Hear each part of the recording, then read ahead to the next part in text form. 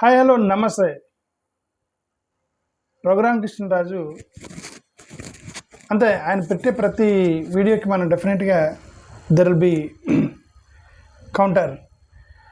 ఆయన press meet పెట్టి రావులపాలెంలో దళిత క్రైస్తవులు ధర్నా చేశారు. మీకేమైనా పిచ్చా తెక్క? మీకు ఎందుకు ఇస్తారు? చట్టం చెప్తుంది ఎత్తేయాలా? మీకు ఏది 1950 షెడ్యూల్ కాస్ట్ ఎత్తేయాలా? ఎస్సీ ఎస్టీ కేసులు ఎత్తేయాలా? మేము ఎస్సీ ఎస్టీ కేసు పెట్టుకుంటాము, మీరు ఎత్తేస్తారా? పిచ్చా తెక్క మెంటలా అన్నట్టుగా మాట్లాడుతున్నాడు. Okay, for every in oppression there is an end. Okay, ప్రతి అప్రెషన్కి ప్రతి దుర్మార్గానికి ఒక ఎండ్ ఉంటుంది. ఈ మధ్య చాలామంది చనిపోవచ్చు. ఓకే, ఈ మధ్య చాలామంది చనిపోవచ్చు, చాలామందికి అన్యాయం జరగవచ్చు, చాలామంది, but there will be an end. ఒక రోజు ఉంటుంది, ఆ రోజు వచ్చినప్పుడు మొత్తం కూడా ఎండ్ అయిపోయింది. గతంలో మీరు టెంపుల్స్కి రాకూడదు, అదే చట్టం అన్నారు. దళితులకి టెంపుల్లో ఎంట్రీ లేదు, అదే చట్టం. ఆ రోజు కూడా రఘురామకృష్ణరావు ఆయన పిచ్చా, దళితులు ఎట్టొస్తారు అంటు కదా, మాకు మెంటలా, ఎత్తేయాలా, మిమ్మల్ని రానియాలా గుడిలోకి అన్నారు గతంలో. ఇప్పుడు రానియట్లేదా? మీరు ఇప్పుడు స్కూల్స్లో మీరు పక్కన కూర్చోవాలి, ఇది చట్టం, ఇదే మా ధర్మం అన్నారు. ఇప్పుడు వెళ్ళి పక్కన ఒళ్ళు కూర్చోవట్లా పిల్లలు, దళిత పిల్లలు, ఆంధ్ర పిల్లలు. బావిల్లో తాగితే ఊచకోత కోసారు కదా, బావిలో నీళ్ళు తాగితే.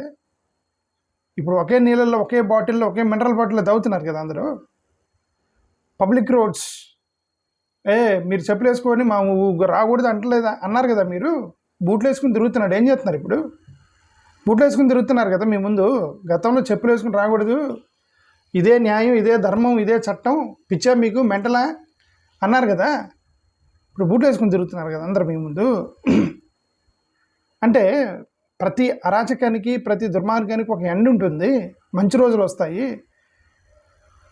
ఓకే, చెప్పులు లేకుండా తిరగమన్నారు, దూరంగా ఉండండి, మా దగ్గర రాకూడదు, ఎవరు నువ్వు దళితులు అన్నారు.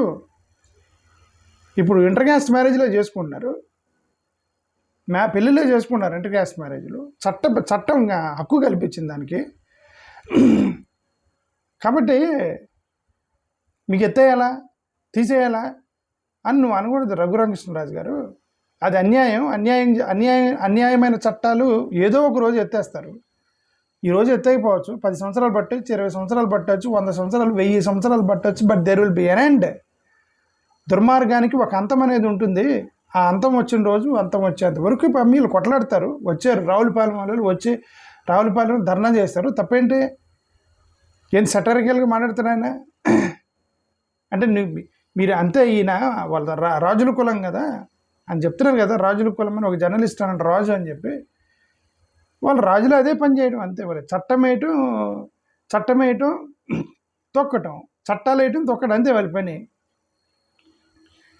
ఓకే, బ్రెస్ట్ ట్యాక్స్ వేసింది ఎవడు? రాజు కాదా? బంటు వేసాడా? బ్రెస్ట్ ట్యాక్స్, రొమ్ము ట్యాక్స్ వేసింది ఎవరు? రాజులు కదా. వీళ్ళ రాజుల పని ఇదే పని వీళ్ళకి. అంటే నేను అందరిని అంటలే, రాజు కులస్తులు చాలా మంచి వాళ్ళు ఉంటారు, కన్వర్టెడ్ చాలామంది కన్వర్ట్ అయ్యారు, 30,000 మంది కన్వర్ట్ అయ్యారని ఒక పోస్ట్ తిరిగింది. నిన్న పోస్ట్ చూశాను నేను, 30,000 మంది కన్వర్ట్ అయ్యారు రాజులని. ఓకే, రాజుల కులంలో కూడా మంచి వాళ్ళు ఉన్నారు. నేను ఓన్లీ ఈ రఘురామకృష్ణరాజు గురించి మాట్లాడుతున్నాను. ఎందుకంటే ఆయన చాలా సటైరికల్గా ప్రెస్ మీట్ పెట్టి ఆయన ఏమంటాడంటే, సటైరికల్గా రావులపాలెంలో అంతమంది ధర్నా చేస్తారు, పిచ్చా మీకు, ఎత్తేస్తారా? ఎత్తేయాలా? మీకు మీ హక్కు అన్నట్టు. మా హక్కుగా ఎవరిది అది? హక్కు కదా. మతాన్ని బట్టి రిజర్వేషన్ తీసేయటమేంటి? మతాలను బట్టి రిజర్వేషన్ తీసేయటమేంటి? దుర్మార్గం కదా అది. నువ్వు రొమ్ము ట్యాక్స్, బ్రెస్ట్ ట్యాక్స్ వేసింది, బ్రెస్ట్ ట్యాక్స్, ఎయిర్ ట్యాక్స్ వేసిన కంటే దారుణం అది, దారుణమైనటువంటి నిర్ణయం అది. మతాలకి భోజనానికి ఏంటంటే, రిజర్వేషన్ అనేది భోజనానికి సంబంధించింది, రిజర్వేషన్ అనేది వాడి జీవితం సంబంధించింది, రిజర్వేషన్ అనేది వాడి లైఫ్ అండ్ డెత్, ఒక భారతదేశ సిటిజన్ యొక్క లైఫ్ అండ్ డెత్. దానికి మతాలకు సంబంధం ఏంటంటే, ఎవడు ఇష్టం వచ్చిన మతం వాడు వెళ్తాడు, ఎవడు ఇష్టం వచ్చింది నమ్ముతాడు, దానికి నువ్వు భోజనం పెడతానికి లింక్ పెట్టావంటే అది ఇది దుర్మార్గమైనటువంటి చట్టమా కాదు?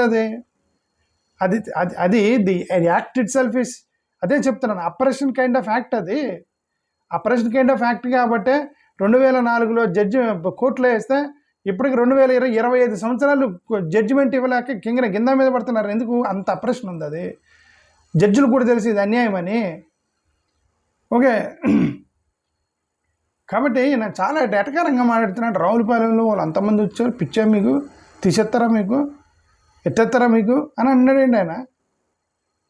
అరే మా చేతుల్లో నుంచి గట్టిగా మాట్లాడాలంటే దళితుల యొక్క నోట్లోంచి ముద్దలాగారు. ముద్దలాగి మళ్ళీ ఇంకా డిఫెండ్ చేసుకుంటారు ఏంటండి? కొద్దిగా కూడా అరే ఇది అన్యాయం అని అనిపించట్లేదా మీకు? కొద్దిగా కూడా ఇది అన్యాయం అని అనిపించట్లేదా మీకు? అలా దళితులను చూస్తే 80% వాళ్ళే కదా. ట్రావెన్ బ్రెస్ట్ ట్యాక్స్ చేసాడు వాడు, ఎవడు ట్రావెన్ కోర్ కింగ్, వాడు కింగ్డమ్ ఆఫ్ ట్రావెన్ కోర్ కేరళలో వాడు బ్రెస్ట్ ట్యాక్స్ చేసిండు. వాడు లోయర్ కులస్తుల మహిళలు వేసే వాళ్ళ మహిళలకి బ్రెస్ట్ ట్యాక్స్ చేసిండు. వాడు ఏమైంది, ఉందా ఇప్పుడు? ఎత్తేసారు కదా. అలానే ఒక రోజు ఎత్తేస్తారు, దీన్ని కూడా ఎత్తేసేంత వరకు కొట్లాడతారు వీళ్ళు, రోడ్ల మీదకి వచ్చి ధర్నాలు చేస్తారు. అన్యాయాన్ని ఎదిరించడానికి ఫండమెంటల్ రైట్స్ ఉన్నాయి, హక్కులు ఉన్నాయి. కాకపోతే నువ్వు ఈ బలం వాడి చట్టాలు వారి అధికారం వాడి వీళ్ళు పాపం వీళ్ళు పేదరికాన్ని ఎక్స్ప్లాయిట్ చేసి వాళ్ళని విడగొట్టి డివైడ్ చేసి ముక్కలు చేసి వీళ్ళకి 1000 రూపాయలు 2000 వేసి ఓట్లు లాక్కొని పేదరికాన్ని ఎక్స్ప్లాయిట్ చేసి మీరు ఈ చేయబట్టి మీరు ఎంతకాలం బతికారు? అదర్వైజ్ వీళ్ళల్లో గట్టిగా తిరుగుబాటు ఉంటే ఎంతకాలం అండి అది? బ్రిటిష్ వాళ్ళే స్వతంత్రం ఇచ్చి వెళ్ళిపోయారు. గొడవ చేస్తే మాకు అన్యాయం అని ఏడిస్తే బ్రిటిష్ వాడే స్వతంత్రం ఇచ్చాడు. మొఘల్ చక్రవర్తులు వెళ్ళిపోయారు. ఓకే, యుద్ధాలు చేసే మొఘల్ చక్రవర్తులు గన్నులు పెట్టి కాల్చిన బ్రిటిష్ వాడే పారిపోయాడు దేశం నుంచి, ఇలా తిరుగుబాటుకి తట్టుకోలేక. మీరు ఆర్యులు అహింసను కోరుకునేటువంటి ఆర్యులు మీరు ఎంతకాలం సస్టైన్ చేస్తారండి? 70 సంవత్సరాలే కదా. చూడండి ఇంకెంతకాలం ఉంచుతారు దాన్ని మీరు? అన్యాయం అని ఇప్పటికే జస్టిస్ రంగనాథ్ మిశ్రా కమిషన్ వాళ్ళు తిట్టారు వాళ్ళని. అన్యాయం అని చట్టం స్వామి ఎత్తేసేయండి అని. ఏందైనా అంటాడా? ఎత్తేలా అంటాడు ఏంటైనా రఘురామకృష్ణరాజు గారు అని ఎంత ద్వేషం పెట్టుకున్నాడు ఏంటండి ఈ దళిత క్రైస్తవుల మీద అతను. ఓకే, ఒక మానవత్వం ఉన్న వాళ్ళైతే మతం ఏముందంటే ఎవడు నచ్చింది వాడు వెళ్తాడు. వాళ్ళందరూ దళిత కాలనీలో ఉండేటువంటి బడుగు బలిగిన వర్గాలు వాళ్ళ రిజర్వేషన్ వాళ్ళకి అనాలి. కానీ ఇది చట్టం అంటే రొమ్ము ట్యాక్స్ కూడా చట్టమే కదా. ఓకే, పోల్ ట్యాక్స్ అని చట్టం కదా, ఆక్యుపేషన్ ట్యాక్స్ అని చట్టం కదా, ఎత్తిపడేశారు కదా. గతంలో మున్సిపులు కరణాలు చట్టాలు కదా, ఎన్టీఆర్ బయటపడేయాలి దాన్ని. కాబట్టి తప్పుడు నిర్ణయాలు ఎక్కువ కాలం ఉండవు, ఏదో ఒక రోజు ఎత్తేస్తారు వాటిని. హెరిడిటరీ ఆక్యుపేషన్ చేయమన్నారు, ఈ కులపోడు ఇదే చెయ్యాలి ఉందా ఇప్పుడు? ఎత్తేలా మీరు చెప్పారు కదా, ఇది చట్టం ఇది ధర్మం అన్నారు కదా ఆ రోజుల్లో. ఇప్పుడు కూడా ఎంత అంటున్నారు, చట్టం అంటున్నారు. ఎంతకాలం అంటారు దాన్ని? మాన్యువల్స్ కమింగ్ నేను చేయనా ఎత్తే అన్నాడు వాడు. నేను చేయను, డెడ్ యానిమల్స్ నేను ఎత్తను, ఎవడు యానిమల్ చచ్చిపోతే ఆడే ఎత్తుకోండి అన్నారు. గతంలో డెడ్ యానిమల్స్ మాదిగలే ఎత్తాలని చెప్పి చట్టం కదా అది. That is a government act. మాదిగలే చచ్చిపోయిన యానిమల్స్ని ఎత్తాలని. ఇప్పుడు ఎవరితో ఎత్తుకోవట్లే. ఓకే, కాబట్టి రఘురామకృష్ణరాజు గారు మీరు చేసేటువంటి అన్యాయమైన చట్టాలు ఎవడో 1936లో ఉంది, 1950లో వేశారు. అవే న్యాయమైన చట్టాలా? 1936లో ఎందుకు వేశారు? అది 1936 అనేది డివిజన్ అండి. అది డివైడ్ చేశాడు, ఎన్నికల పర్పస్ కోసం డివైడ్ చేశాడు. వాడికి తెలియదు, మా బ్రిటిష్ వాడికి తెలియదు వీళ్ళు ఎక్స్ప్లాయిట్ చేసి దీన్ని రిజర్వేషన్స్ ఆపి వీళ్ళు అప్లిఫ్ట్మెంట్ చేసి ఒక వర్గాన్ని తొక్కుతారని. వాళ్ళకి తెలియదు బ్రిటిష్ వాడికి. ఆడేదో ఎన్నికలు పెట్టుకుంటూ మోరోవర్ అక్కడ ఇదంతా బాగా గొడవలు చేసుకుంటున్నారు ఒకరినొకరు. మా కులాలను అంబేద్కర్ గారు కూడా గొడవ చేస్తున్నాడు. ఇది కూడా మాకు సపరేట్ ఎలక్టోరల్ అండి, వాళ్ళ కులంలో వాళ్ళ మతంలో కులం ఉందని ఆయన గొడవ చేశాడు అంబేద్కర్. ఇవన్నీ దృష్టిలో పెట్టుకొని వాడు ఏదో డివైడ్ చేసిపోయిండు వాడు. ఓకే, ఆ అన్యాయమైన చట్టాలు ఎత్తేసారు కదా. మీరు ఎత్తారా ఏంటి? రావులపాలెం బయటకు వచ్చి ధర్నాలు చేస్తారు, ఎత్తారా అంటే ఏంటంటే రఘురామకృష్ణరాజు గారు ఇంత ద్వేషం ఏంటంటే, అంటే పేదల మీద ద్వేషం ఉండకూడదండి. రఘురామకృష్ణరాజు గారు పేదల మీద ద్వేషం ఉండకూడదు. ఓకే, పేదోడిని చూసి జాలిపడ్డ వాళ్ళే మంచి మనుషులు.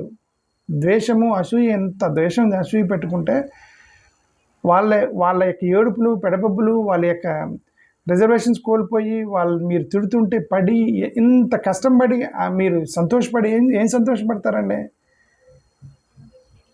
నాకే బాధేస్తుంది వాళ్ళని చూస్తుంటే. రాజకీయాల్లో ఉన్నవాడికి ఇంకెంత సెన్సిబుల్గా ఉండాలి. British rule criminal tribes act ఎందుకు వేశాడు? క్రిమినల్స్ బై బర్త్ ఎవడు? బ్రిటిష్ వాడు వేసిన చట్టం ఏంది? బ్రిటిష్ రూల్లో క్రిమినల్ ట్రైబ్స్ యాక్ట్ అన్నాడు. అంటే ట్రైబల్ కొండలో ట్రైబ్స్ పుడతారు కదా, వాడు బై బర్త్ దొంగ అని చెప్పేశాడు. క్రిమినల్ బై బర్త్ అని చెప్పి ఒక చట్టం వేసినాడు బ్రిటిష్ వాడు. తన్నపోతే తీసేలా బ్రిటిష్ వాడిని తన్నపోతే ఇదేందిరా స్వామి, వాడు ఆదివాసీలు బై బర్త్ క్రిమినల్ అయిందిరా అని చెప్పేసి అందరు తనపోయారు వాడిని. వాడు అదే అన్నాడు, చట్టం ఇది చట్టం. ఎందుకంటే అవును వాళ్ళందరూ దొంగతనాలు చేసేది, ఆ అడవిలో ఉన్న వాళ్ళు వచ్చి దొంగతనాలు చేస్తున్నాను వాడు ఆర్గ్యూ చేస్తున్నాడు బ్రిటిష్ వాడు. ఇప్పుడు మొత్తం కాలం ఎత్తేసారు కదా చట్టాలన్నీ. నువ్వు ఎంతకాలం ఆర్గ్యూ చేస్తారు? వీళ్ళు మతం మార్చుకున్నారు. కులం ఒక పక్క కులం పెట్టి తిడతా, ఒక పక్క కులంతో దాడి చేస్తా, ఒక పక్క కులాన్ని పెట్టి తిట్టుకుంటూ, ఒక పక్క వీడిని కూడా రానియకుండా, ఒక పక్క కులం పేరుతో వాళ్ళని హింసిస్తా, ఒక చిన్న లూప్ హోల్ని పట్టుకొని మీరు ఎంతకాలం వాళ్ళని హింసిస్తారు? ఎంతకాలం చేస్తారు? దానికి ఎక్కువ కాలం ఉండదు. There will be an end for that. నేను అదే చెప్తున్నాను రఘురామకృష్ణరాజు గారికి. ఎత్తేస్తారు అని కానీ ఎత్తేస్తారు ఏదో ఒక రోజు. ఎత్తేయరా? మా అయితే ఇంకొక 50 సంవత్సరాలు ఇబ్బంది పెడతావు, 100 సంవత్సరాలు ఇబ్బంది పెడతావు, తర్వాత కూడా ఎత్తేవా దాన్ని? ఓకే, 100 సంవత్సరాలు కూడా అవసరం లేదు.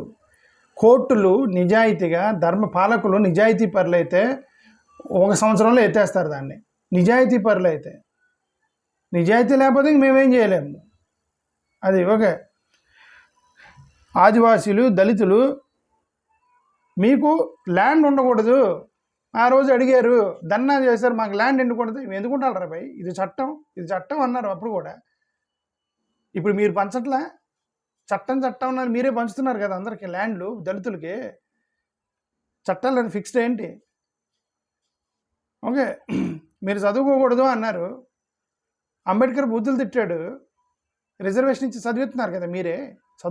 ఎవరైతే చదువుకోకూడదు ఆర్గ్యూ చేశారో మీరే రిజర్వేషన్ ఇచ్చి, స్కూల్స్ ఇచ్చి, ఫ్రీగా ఫీజు పెట్టి చదివిస్తున్నారు కదా మీరే వాళ్ళకి. ఓకే, తిరుగుబాటు అనేది ఏదో ఒక రోజు వీళ్ళ యొక్క అరాచకాలకి ఏదో ఒక రోజు ఎండ్ ఉంటుంది. ఈ 1950 షెడ్యూల్ క్యాస్ట్ ఆర్డర్ కూడా ఏదో ఒక రోజు ఎత్తేస్తారు. ఓకే సరే, అదే నేను చెప్పదలుచుకుంది. రఘురామకృష్ణరాజు గారు ప్రెస్ మీట్ చూసిన తర్వాత, అంటే ఆయన ఎంటైర్ రోజు చెప్పేదే.